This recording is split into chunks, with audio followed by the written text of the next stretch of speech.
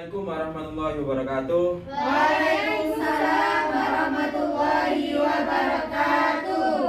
Alhamdulillahirrahmanirrahim. Kita bisa bertemu pada pagi hari ini dalam keadaan sehat walafiat. Siapa Pak? Ya. Amin. Sebelum kita mulai, saya mau tanya ke adik-adik semua, bagaimana kabarnya hari ini? Alhamdulillah luar biasa, tetap semangat, Allahu Akbar. Iha. Pagi ini sangat semangat semua ya. Ya, sarapan. Kona apa? Kona'ah. Ya. Anak SD tahu Pak ya? Mahal sekarang Pak. Kali ini kita akan membahas mengenai materi keseimbangan ekosistem. Sebelum dimulai, kita akan berdoa terlebih dahulu.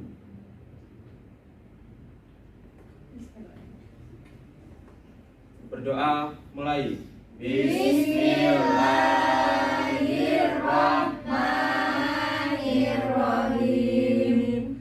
Raditu billahi rabban wa bil islami dinan wa bi Muhammadin nabiyyan wa rasulah. Rabbi zidni ilma warzuqni fahma. Amin ya rabbal alamin.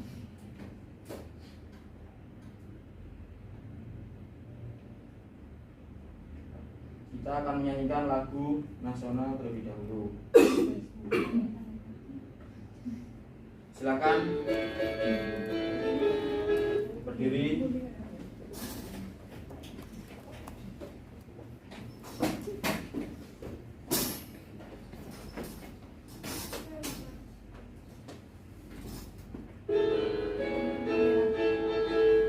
Majukan dekat, membela yang benar. Majukan dekat, tak kita diserang. Maju serentak, mengusir penyerang.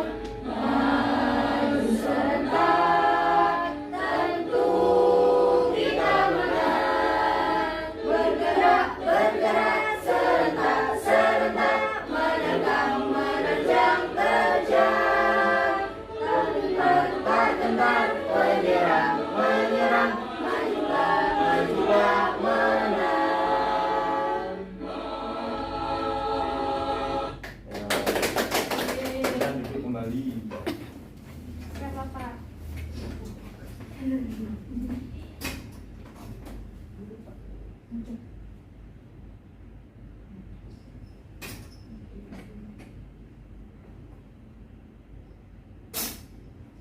Nah, capaian pembelajaran kita kali ini yaitu peserta didik menyelidiki bagaimana hubungan saling ketergantungan antara komponen biotik abiotik dapat mempengaruhi kestabilan suatu ekosistem. Tujuan pembelajaran kita yaitu yang pertama, mengidentifikasi hubungan antara komponen biotik abiotik pada jaring-jaring makanan dalam ekosistem. Yang kedua yaitu menyelidiki bagaimana hubungan saling ketergantungan antara komponen biotik dan abiotik dapat mengaruhi kestabilan suatu ekosistem di lingkungan sekitar.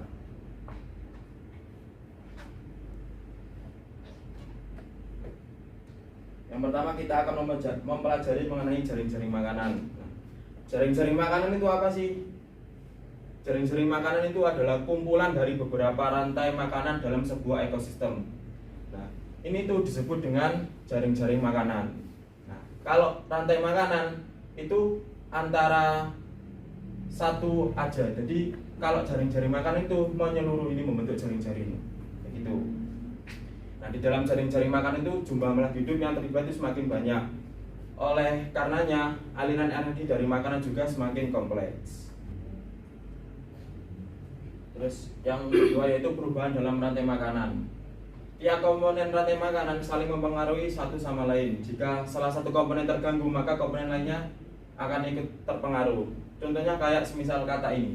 Jika kata ini itu sering banyak diburu oleh manusia, maka akan mempengaruhi suatu rantai makanan. Nah, akibatnya yaitu yang pertama, belalang ini populasinya akan semakin banyak dikarenakan tidak ada yang memangsa belalang karena terbunuhnya si kata ini.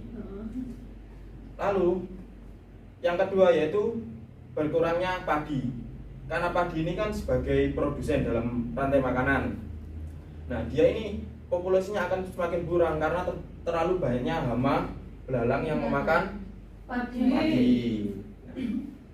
Akibatnya yang ketiga yaitu berkurangnya jumlah populasi ular, karena ular ini kan sebagai komponen tingkat terakhir dalam rantai makanan yang memangsa kata, tetapi kata ini kan sering diburu oleh manusia. Nah, akibatnya yaitu populasi dari ular ini akan semakin sedikit dikarenakan tidak ada kata. Tuh.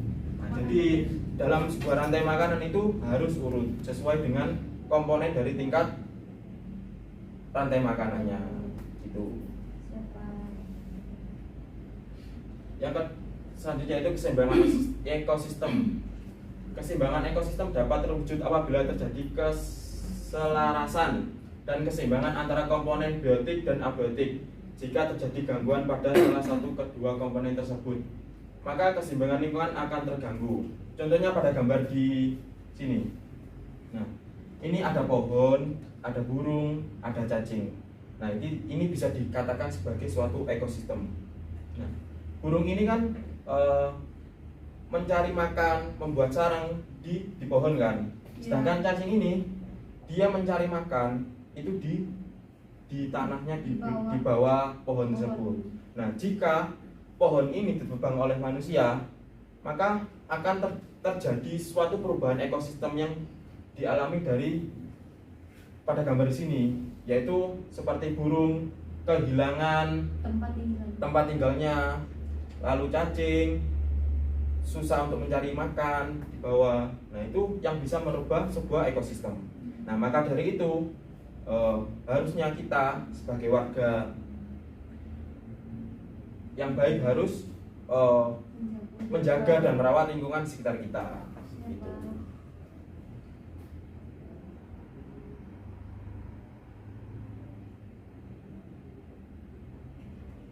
Nah, ini suatu keseimbangan ekosistem. Nah, ekosistem ini dapat terganggu oleh dua faktor. Yang pertama faktor alam, yang kedua yaitu faktor perilaku manusia. Nah, faktor alam ini dapat mengganggu seperti kayak bencana alam, contohnya yaitu tanah longsor, gunung meletus, tsunami dan lain sebagainya.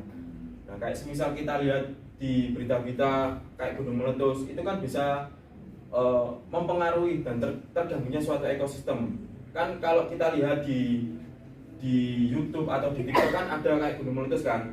Nah, itu kan biasanya kalau ada bencana itu kan kayak hewan-hewan yang ada di gunung itu kan pada turun semua. Dan manusia-manusia yang hidup di sekitaran gunung tersebut akan mengungsi kan. Nah, hal itu yang bisa mengganggu suatu ekosistem. Yang kedua yaitu faktor perilaku manusia. Nah, ini faktor perilaku manusia ini banyak kita dapat lihat di berita, di YouTube dan di lain sebagainya. Itu kayak penebangan, pembakaran hutan yang sering dilakukan di daerah-daerah untuk peluasan pemukiman, peluasan kebun. Nah, itu yang bisa mempengaruhi suatu ekosistem. Nah, hal itu mengakibatkan fungsi tumbuhan terganggu dan beberapa hewan spesies hewan punah. Yang kedua yaitu pemburuan liar. Nah, pemburuan liar ini sering dapat kita lihat ya, kayak di hutan itu kan kita lihat kayak gajah itu kan sering diburu gadingnya, terus kayak hewan-hewan yang spesies langka itu kan sering diburu kan. Nah, itu dapat mengaruhi suatu rantai makanan dapat terganggu. Yang ketiga yaitu penggunaan insektisida yang berlebihan. Nah, penggunaan insektisida yang berlebihan ini dapat musnahnya beberapa hama. Padahal hama dalam suatu rantai makanan tadi kan dia adalah konsumen tingkat pertama. Nah, itu dapat mempengaruhi konsumen selanjutnya, yaitu tingkat kedua, dia tidak bisa memangsa hewan yang berjenis serangga tersebut. Nah, makanya itu ketika penggunaan insektisida itu harus disesuaikan dengan kadarnya gitu. Yang keempat yaitu limbah dan sampah. Nah, ini dapat banyak sekali di sekitaran kita masih orang yang belum sadar, yang membuang sampah, membuang limbah itu sembarangan. Nah, itu mengakibatkan pencemaran lingkungan. Kayak semisal ada orang membuang sampah di sungai. Nah, hal itu yang awalnya sungai ini kan bersih kan, tapi kan dapat mempengaruhi lingkungannya. Sungai itu menjadi kotor, sungai menjadi keruh airnya. Nah, itu.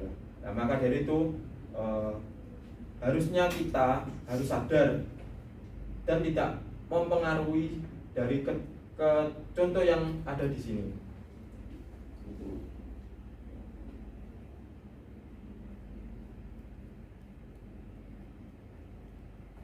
Selanjutnya itu contoh kegiatan manusia yang mengganggu keseimbangan ekosistem. Yang pertama yaitu penangkapan ikan dengan bom. Nah, ini kan banyak kita ketahui kalau rumahnya yang di sekitaran laut itu kan orang-orang dulu kan sering menangkap ikan dengan menggunakan bom kan.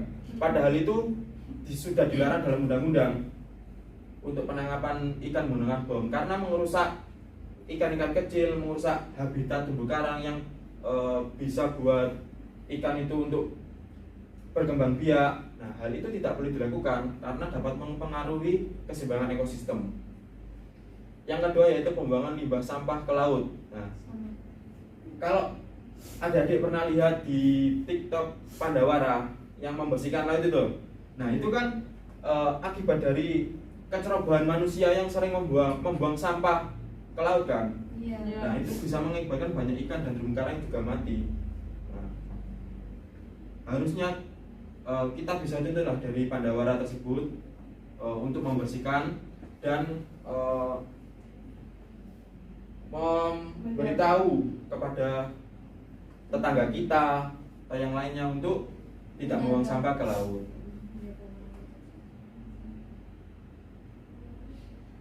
Contoh selanjutnya yaitu pembakaran hutan secara liar. Nah, ini banyak terjadi juga ini, terutama di daerah Kalimantan yang sering terjadi yaitu pembakaran hutan. Nah, pembakaran hutan ini berdampak pada populasi tumbuhan dan pohon berkurang, sehingga banyak hewan yang juga kehilangan tempat tinggal. Contohnya kayak di Kalimantan itu, kalau kalian pernah lihat ada sebuah simpanse itu yang menyerang warga. Nah, itu akibatnya dari tempatnya terancam, lalu pembakaran tidak punya tempat tinggal. Nah, itulah yang tidak boleh dilakukan untuk menjaga keseimbangan ekosistem tersebut. Yang kedua yaitu penebangan hutan untuk ladang. Nah, banyak dilakukan dari orang yang hidup di sekitaran hutan. Itu dia itu menebang hutan untuk menambah ladangnya, menambah ladang perkebunan sawit itu. Nah, itu padahal setelah panen itu kan ladang tersebut itu ditinggal. Nah, dia membuka hutan baru. Nah, itu seharusnya tidak boleh dilakukan karena hutan ini kan sebagai paru-paru dunia kan. Kalau di Indonesia, apalagi di Kalimantan itu kan seharusnya tidak boleh ditebang. Boleh ditebang tapi kita harus menebang di hutan tersebut.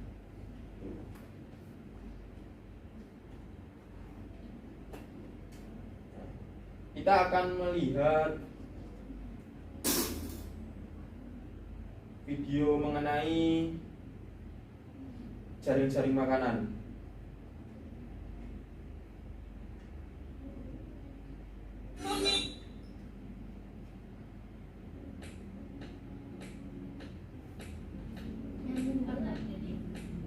Materi untuk memperjelas materi yang tadi.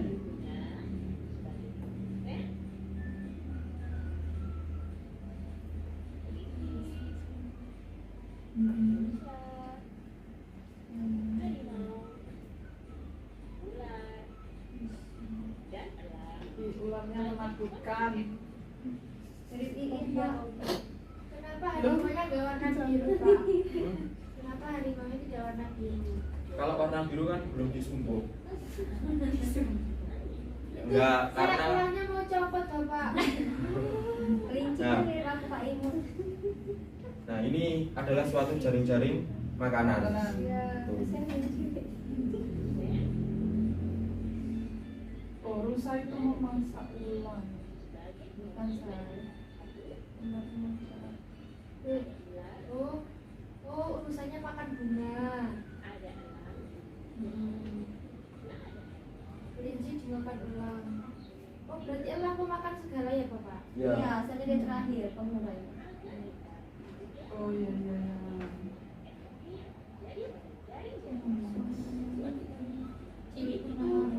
Harimaunya dimakan ular atau ular yang makan harimau ya, Bapak? Makanannya ada dua.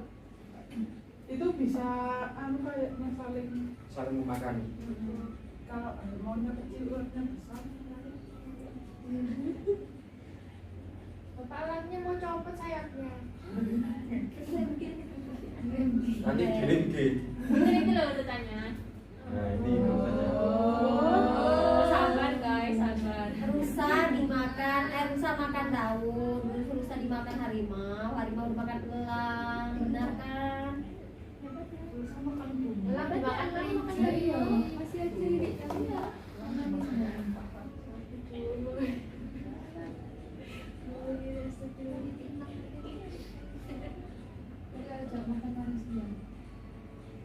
Oh no, Ekspornya kalau di mana?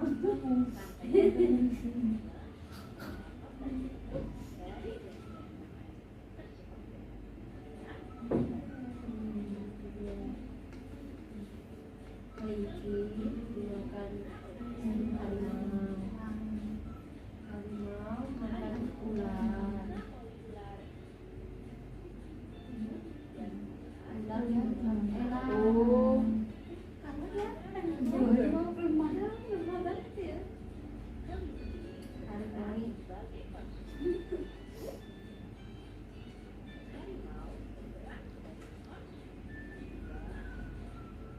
Kasihan kelinci. Kalau lemah. Dagingnya enak. Enak lah dagingnya.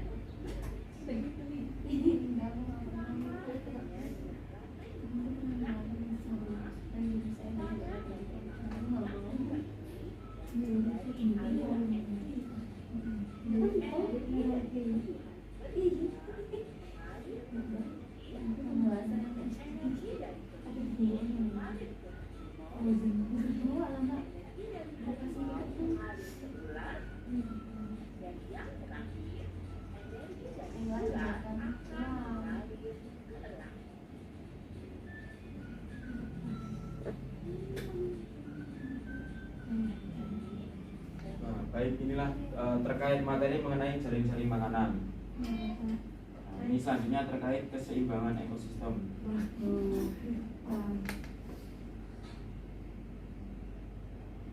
GBN. Pada video kali ini kita akan mempelajari tentang keseimbangan ekosistem. Ini video terkait perkembangan ekosistem ya. Siap, Bapak. Lanjut, ini saya ada kuis terkait materi. Siapa yang berani maju ke depan untuk menjawab, nanti saya kasih kiss. Permen kiss. Belum selesai ngomong. Ya ini loh kiss. Lah, bapaknya kok Siksa shock. Enggak puasa yang puasa tuh. Aku, Ya silakan maju. disebut apakah gambar di bawah ini? Aku Pak. Ya, ya Mbak Eda apa? Jaring-jaring makanan. Ya coba kita ambil jaring-jaring makanan. Ya, Bapaknya dapat kiss. Dapat kiss. dapat kiss ya. Tapi bohong. Bapaknya bohong. Thank you. Itu pasti dia semprot.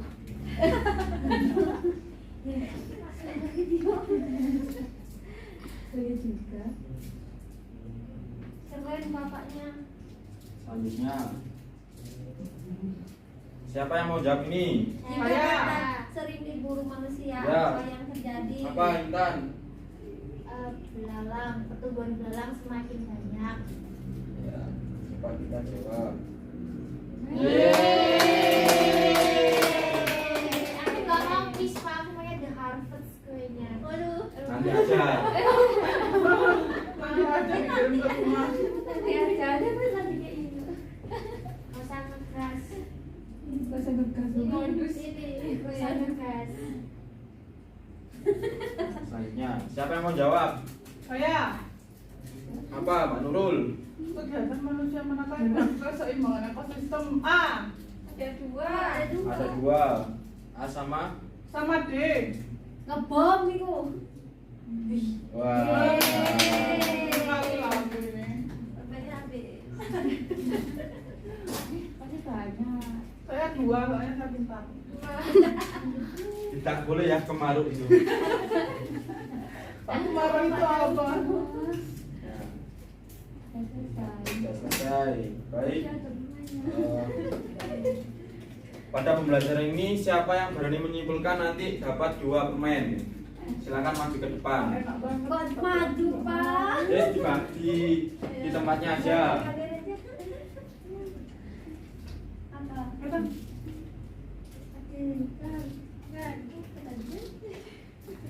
Kalau nggak ada, cuma nggak ada yang bisa Pak. Mbak Nurul aja Pak, kan dia mau Ya, Mbak ngikutin Nurul. lomba nasional sama internasional. apa Mbak Nurul? Lagi nggak mood. Ya, baik. Kita tadi kan belajar mengenai ekosistem, keseimbangan ekosistem. Nah, di dalam suatu ekosistem itu terdapat apa? Jaring-jaring makanan, rantai rantai makanan. makanan. Lalu keseimbangan ekosistem itu dapat terganggu oleh Oleh akibat manusia. Akibat manusia. Sama faktor alam. Faktor alam. Nah, Nah itu iso kalian. untuk pertemuan berikutnya Kita bareng-bareng. kita akan mempelajari mengenai ekosistem juga. Nah, sebelum itu nanti saya kirim mengenai tugas di WhatsApp dan dikerjakan ya. Ya, Tugasnya Pak. nanti menyusul. Siapa? Terima kasih untuk pertemuan hari ini. Wassalamualaikum warahmatullahi wabarakatuh. Waalaikumsalam warahmatullahi